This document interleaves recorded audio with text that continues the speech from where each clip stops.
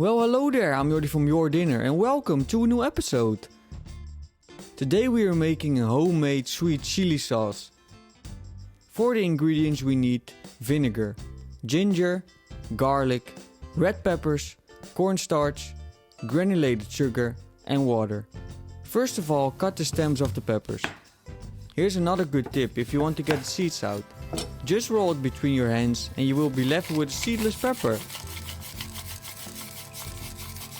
If you like it spicy, just leave all the seeds in. Cut all the peppers into large pieces because we are going to throw everything in the blender soon. Crush the garlic, peel the ginger and cut it into smaller pieces. Now throw everything into the blender. Put on the lid and start blending away.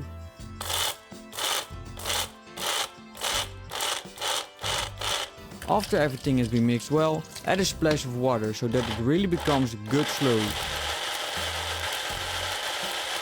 The fragrance is to die for already.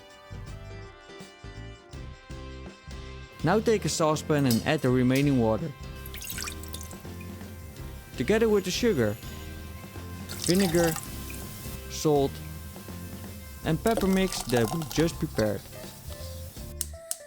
Put it on a low heat and make sure everything is well mixed. In the meantime, take a tablespoon of cornstarch and mix it with some water to form a paste. This ensures that the sauce really becomes a sauce and not a soup. The more cornstarch you add, the thicker the sauce becomes.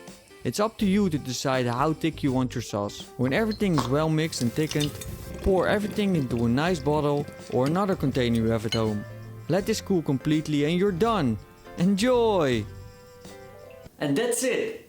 As you can see, it's so easy to make and so delicious, so you don't have any excuse anymore to don't make it. But of course, I want to thank you for watching. Enjoy baking and cooking. Let me know down in the comments what you want to see next. And of course, I see you in the next video.